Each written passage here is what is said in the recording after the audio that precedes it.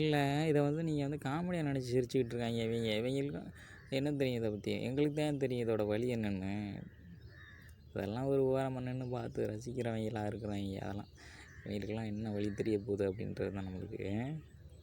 இதெல்லாம் வந்து வாழ்க்கையில் உணர்ந்தவனுக்கு தான் தெரியும். நம்மளுக்கு அது நம்மளுக்கு ஈஸியாக தெரியும் பாதி பேருக்கு. ஆனால் சில பேருக்கு வந்து இது எவ்வளோ பெரிய எமோஷ்னலை ஏற்படுத்தி அவன் கடைசியில் அழுதான்னு அழுதுறான். அந்த மாதிரி நிலைமைக்கு போயிடுவாங்க சில பேர். இதை நீங்கள் சிரிச்சுக்கிட்டு இருக்கீங்க காமெடித்தனமாக, சிரிங்க அப்படின்றது தான் நம்மளுக்கு தெரியுது. இல்லை கடவுளே வந்து இந்த சூழ்நிலையில் வந்து தடுத்தாலும் தகப்பனை விட்டு கொடுக்காத ஒரு மகன்னா அது தலைவர் தான். என்னன்றது வாழ்க்கையில் நிறைய பேர்கிட்ட இந்த மாதிரி ஒரு கேரக்டரை நம்மளால் பார்க்க முடியும்.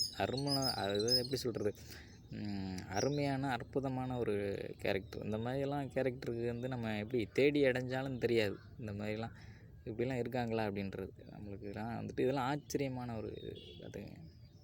சைக்கிளில் இருக்கை இல்லாட்டியும் பரவாயில்ல, தோளில் சுமந்து கொண்டு போயிடுவேன் அப்படின்றது தான் அவருடைய இதாக இருக்குது.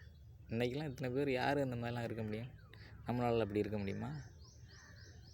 இப்போ நம்மளுக்கு எவ்வளோ தான் வந்து குறைபாடுகள் இருந்தாலும் ஏதோ நம்ம லைஃப்பில் ஏதோ நம்ம நல்லபடியாக படிச்சுட்டு ஏதோ ஒரு ஜாபுக்கு போயிடலாம்.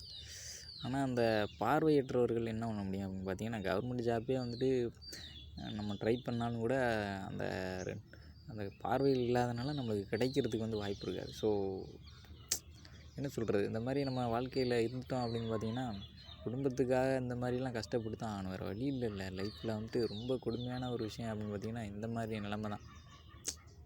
ஸோ ஒரு நண்பரோட உதவியோடு அந்த பார்த்திங்கன்னா இங்கே ஏதோ என்ன சொல்கிறது, ஆரஞ்சு பழம் சாத்துக்குடி அப்படின்னு சொல்லுவாங்களே, அதை வந்து ஏற்றிக்கிட்டு இருக்காப்புல.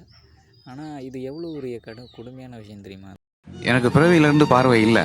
சின்னதாக ஒரு வெளிச்சம் தெரிஞ்சிட்டே இருந்தது. அந்த வெளிச்சமும் ஒரு குறிப்பிட்ட காலகட்டத்துக்கு பிறகு ஸ்டாப் ஆயிடுச்சு. லைஃப்பில் என்னதான் இல்லை, எல்லாம் வந்துட்டு போகலாம், பட் வாழலாம் இல்லையா? வேறையாட நம்மளுக்கு லைஃப்பில் பெரிய பிரச்சனை இருக்குது. நம்மளுக்கு பொறுத்த வரைக்கும் நம்மளுக்கு நல்ல ஜாப் கிடைக்கல, இல்லை நம்மளுக்கு இப்போ காசு பணம் கிடையாது. இதுதான் நம்மளை பொறுத்த வரைக்கும் இதுதான் நம்மளுக்கு வாழ்க்கையில் பெரிய சேடான மொமெண்ட்டு லைஃப்பில்.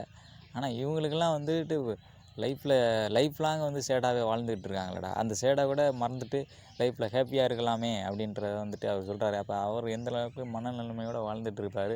ஸோ நம்மளுக்கெல்லாம் இருக்கிற பிரச்சனையெல்லாம் வந்துட்டு பெருசுன்னு நினச்சிட்டு இருக்கீங்க. இவருக்குள்ள அதை பிரச்சனையாடா ஆகும்.